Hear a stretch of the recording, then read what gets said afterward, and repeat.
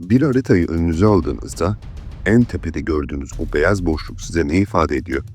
Sessizlik mi, soğuk mu, yoksa kimsenin yaşamadığı bir içlik mi? Yanılıyorsunuz. Şu an 2026 yılındayız ve o beyaz boşluk dünyanın en tehlikeli satranç tahtasına dönüşmüş durumda. Altında yatan servet, Suudi Arabistan'ın petrolünden daha değerli. Sakladığı sırlar Çernobil'den daha tehlikeli. Ve bir adam, Donald Trump. Yıllar önce herkesin güldüğü o satın alma teklifi, bugün Washington koridorlarında neden bir ulusal güvenlik zorunluluğu olarak konuşuluyor? İzleyecekleriniz bir emlak haberi değil. Bu cebinizdeki telefonun, kullandığınız arabanın ve yaklaşan küresel savaşın hikayesi. Grönland eriyor. Ve erirken altından sadece su çıkmıyor. Kan, uranyum ve trilyon dolarlık bir kaos çıkıyor. Hoş geldiniz. Burası Bilgisel Türkiye.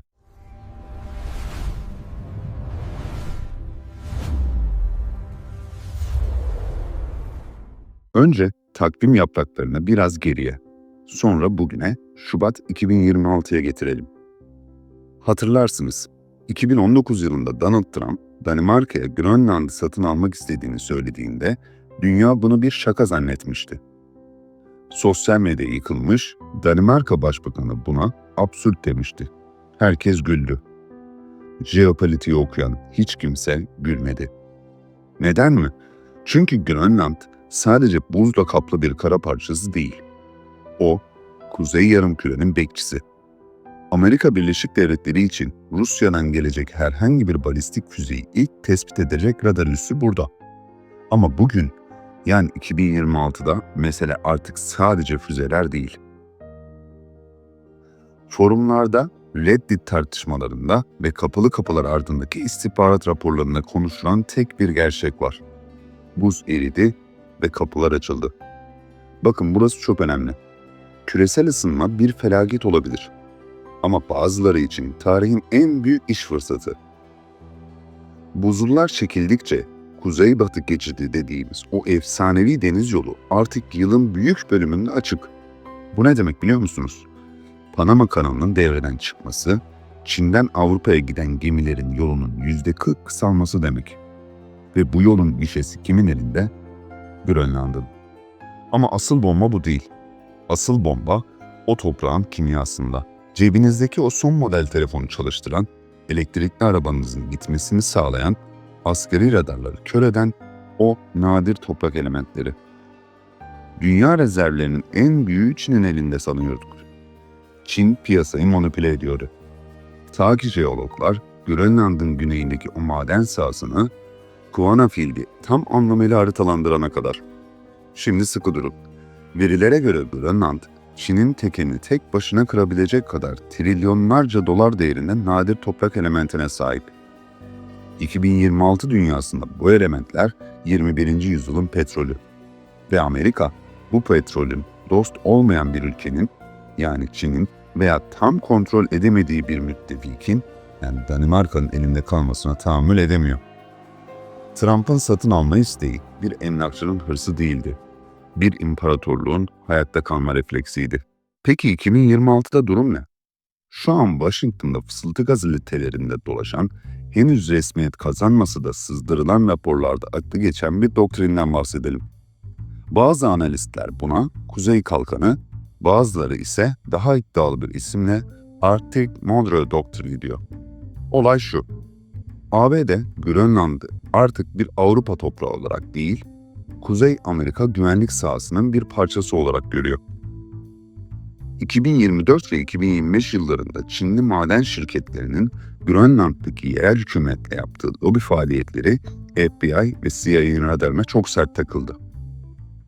Burada size Reddit'in yerel kanalı Grönland'dan bir anekdot aktarmak istiyorum. Nuuk'ta yaşayan bir kullanıcı geçen ay şunları yazdı. Eskiden buraya sadece Danimarkalı turistler gelirdi. Şimdi otel lobileri takım elbiseli Amerikalı bürokratlar ve Çinli mühendislerle dolu. Şehrin kirası New York ile yarışıyor. Kendimizi satılık bir mal gibi hissediyoruz. Bu iş sebepsiz değil. Trump, Ve mevcut Amerikan yönetimi Danimarka'ya artık satın alma teklifiyle gitmiyor. Taktik değişti. Yeni strateji boğucu kucaklama. Konsolosluk diplomasisi. ABD, Nuuk'taki konsolosluğunu devasa bir komplekse dönüştürdü. 2. Doğrudan yatırım. Danimarka'yı bypass edip doğrudan Grönland hükümetine altyapı yardımı adında milyarlarca dolar teklif ediyor. Havalimanınızı biz yapalım, hastanelerinizi biz kuralım. Karşılığında ne isteniyor? Maden lisanslarında öncelik. 3. Askeri genişleme. Thule hava üssü sessiz sedasız büyütülüyor. Uydu görüntülerine baktığımızda 2020'de orada olmayan yeni hangarlar ve derin uzay izleme radarları görüyoruz. Bir kaynağa göre Pentagon'un masasında Grönland'ın bağımsızlığı senaryosu var. Eğer Grönland Danimarka'dan ayrılırsa, ki bağımsızlık yanlısı partiler çok güçlü, 57 bin nüfuslu bu dev ülkenin ekonomisi tek başına ayakta kalamaz. İşte o an Amerika kurtarıcı olarak devreye girecek. Bir tür Porto Rico modeli veya serbest ilişkili devlet statüsü. Yani Trump'ın satın alalım lafı aslında kabaydı ama dürüsttü. Bugün yapılan şey tapuyu almadan evin anahtarlarını ele geçirmek. Ama evin bodrumunda Amerikalıların bile hesaba katmadığı, buzlar eridikçe ortaya çıkan karanlık şeyler var. Şimdi sizi biraz geçmişe, Soğuk Savaş'ın en çılgın projesine götüreceğim. Burası Camp Country. Kod adı Buz Solucanı Projesi. 1959'da Amerikalılar Grönland buzullarının altına devasa bir nükleer şehir inşa ettiler. Evet, yanlış duymadınız.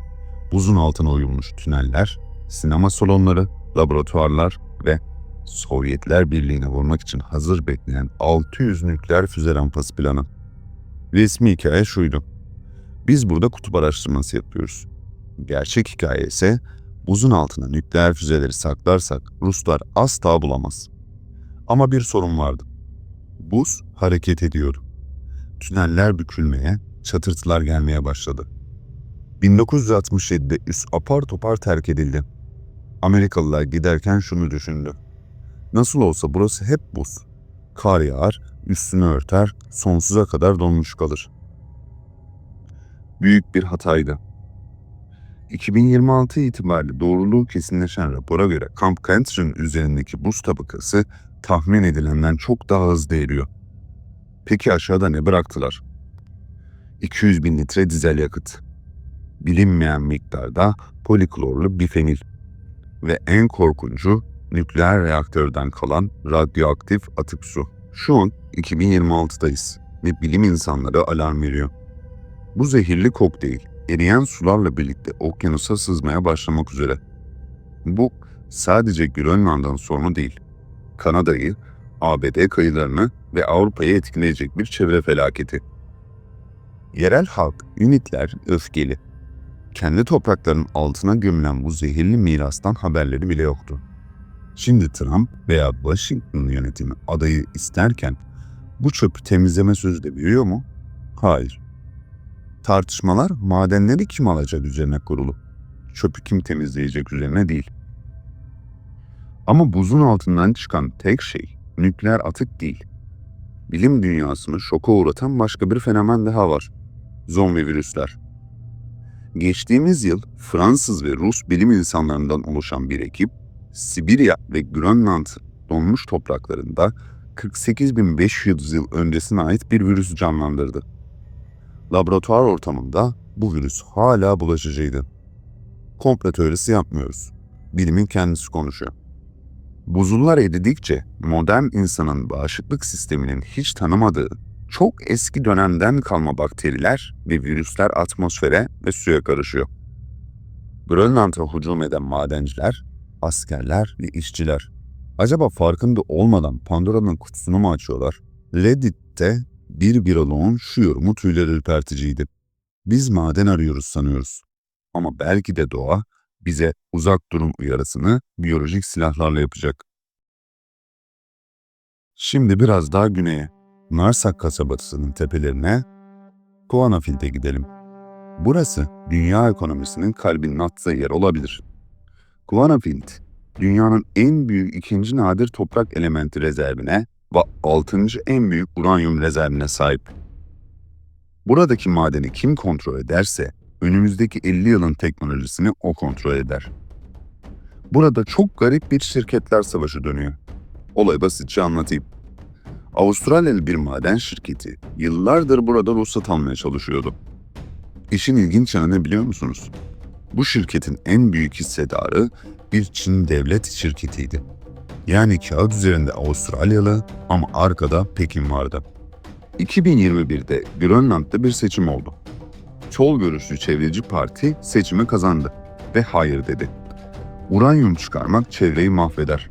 Bu madeni açtırmayacağız dediler. Çin ve Avustralyalılar şok oldu. Ama yıl 2026. Baskı o kadar büyük ki o çevreci duruş çatlamaya başladı. ABD temiz madencilik adı altında yeni bir teknoloji ve milyarlarca dolar hibe teklif ediyor. Washington'ın mesajı net. Çinli ortaklarınızı kovun, Amerikalı ve Avrupalı şirketlerle çalışın, biz de çevre zararını minimize edelim ve sizi zengin edelim. Şu an Guanapit'te Amerikan sermayeli yeni şirketler cirit atıyor. Ama yerel halk ikiye bölünmüş durumda. Bir taraf geleneksel avcılık ve balıkçılık ölüyor, gençler işsiz, maden açılırsa zengin oluruz diyor. Diğer taraf maden açılırsa toprağımız zehirlenir, balıklar ölür, kültürümüz biter. Amerikalılar da Çinliler de aynı. Sadece sömürmeye geldiler. Bu yaşlı amcanın bakışlarındaki korkuyu görüyor musunuz? O korku sadece toprağını kaybetme korkusu değil. O korku iki dev fil tepişirken ezilen çimen olmanın korkusu. Peki Trump ve Amerikan derin devleti bu işin neresinde? Onlar için Kuvanapint bir çevre meselesi değil, bir ulusal güvenlik meselesi. Pentagon, F-35 uçaklarının motor mıknatıslarını üretmek için Çin'e muhtaç kalmak istemiyor. Bu yüzden Grönland ne pahasına olursa olsun alınmalı veya kontrol edilmeli. Bakın, maden sahası şehre o kadar yakın ki eğer burada açık ocak madenciliği başlarsa radyoaktif toz rüzgarla doğrudan insanların yatak odalarına dolacak. Grönland dendiğinde aklınıza saf beyaz bir cennet geliyorsa o imajı silin. Şu an ekranda gördüğünüz şey bir kamera hatası veya gölge değil. Bilim insanları buna karanlık buz diyor. Bu doğanın kendi kendini yok etme döngüsü. Nasıl mı? Küresel ısınma arttıkça buz eriyor. Buz eridikçe yüzeydeki su birikintilerinde mikroskopik algler ürüyor. Bu algler güneşten korunmak için siyah bir pigment salgılıyor. Ayrıca Kanada ve Sibirya'daki dev orman yangınlarından gelen is ve kurum rüzgarla buraya taşınıyor. Buzun üzerinde çöküyor. Sonuç, beyaz güneş ışığını yansıtır. Siyah ise emer. Grönland artık güneş ışığını uzaya geri göndermiyor. Onu emiyor. Adeta ısınıyor ve ateşleniyor. Bu biyolojik saatli bir bomba. Ama tek garip olay bu değil. Son 2 yıldır adanın iç kısımlarındaki sismik sensörler deprem olmayan ama yeri sarsan garip titreşimler kaydediyor. Buzul depremleri. Milyarlarca tonluk buz kütlesi eriyip okyanusa karıştıkça Grönland'ın üzerindeki ağırlık kalkıyor. Ada binlerce yıldır sırtında taşıdığı yükten kurtulan bir dev gibi yükseliyor. Toprak fiziksel olarak yukarı kalkıyor.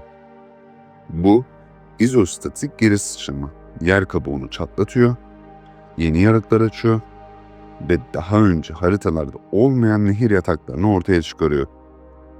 Yerel efsanelere göre buzun ruhu insanlara kızgın ve bilim bu sefer efsaneleri doğruluyor gibi. Toprak üzerindeki parazitleri silkelemeye hazırlanıyor. Amerika madenlerin, Çin paranın peşinde dedik. Peki ya Putin? Ya Rusya? Onlar suyun üstüyle değil, altıyla ilgileniyor. Haritaya dikkatli bakın. Soğuk Savaş'ın en stratejik noktası burasıydı. Büyük boşluğu. Rus donanmasının Kuzey Denizi'nden çıkıp Atlantik Okyanusu'na yani Amerika'nın doğu kıyılarına ulaşabilmesi için geçmek zorunda olduğu tek kapı burası. Eğer Amerika Grönland'da tam anlamıyla yerleşirse radarları, sonar sistemleri ve denizaltı avcısı uçaklarıyla bu kapıyı kilitler. Rusya'nın kuzey filosu kendi evine hapsolur. İşte bu yüzden 2026'da Grönland suları tarihin en sessiz ama en tehlikeli kedi fare oyununa sahne oluyor. İngiliz istihbaratı MI6'in sızan raporlarına göre Rusya'nın yeni nesil görünmez nükleer denizaltıları Grönland'ın doğu kıyılarındaki derin fiyortları saklanma noktası olarak kullanıyor. Neden mi? Çünkü eriyen buzulların çıkardığı gürültü denizaltı motorlarının sesini maskeliyor. Doğal ve kamuflaj.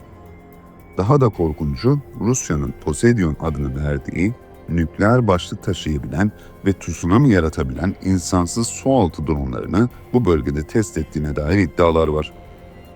Grönland sadece bir maden sahası değil. Grönland, 3. Dünya Savaşı çıkarsa ilk kurşunun atılacağı yer. Trump'ın adayı alalım demesi sadece bir emlak projesi değildi. O, Rusya'nın boğazına sıkmak istiyordu. Hikayenin sonuna gelirken haritaları, füzeleri ve dolarları bir kenara bırakalım. Gözlerinizi kapatın ve Grönland'da bir genç olduğunuzu hayal edin. Eviniz eriyor. Atalarınızın avlandığı buzullar artık yok. Bir sabah uyanıyorsunuz, Amerikalılar gelmiş, sizi koruyacağız diyor. Öğlen Çinliler kapıyı çalıyor, sizi zengin edeceğiz diyor. Akşam Rus denizaltıları kıyılarınızda dolaşıyor. Dünya devleri sizin bahçenizde tepişirken siz sadece hayatta kalmaya çalışıyorsunuz. Grönland halkı şu an tarihlerinin en büyük ikilemini yaşıyor. Bağımsızlık mı, bağımlılık mı? Trilyon dolarlık madenleri çıkarıp zengin ama kirli bir ülke mi olacaklar, yoksa doğayı koruyup fakir ama onurlu mu kalacaklar? 2026 yılı bu kararın verileceği yıl gibi görünüyor. Grönland, gezegenin son bakir kalesiydi. Biz orayı da medeniyetimize kattık. Madenleri için dağları deldik. Güvenlik için altına füzeler sakladık. Ve şimdi o buzullar eriyip suları yükselttiğinde aslında Grönland bizden intikamını alacak. Grönland satın alınabilir. Ama bedelini dolarla değil, gelecekleriyle ödeyecekler. İzlediğiniz için teşekkürler. Bu tarz videoların gelmesini istiyorsanız abone olmayı ve içerikleri beğenmeyi unutmayın. Bilgisayar Türkiye'de görüşmek üzere.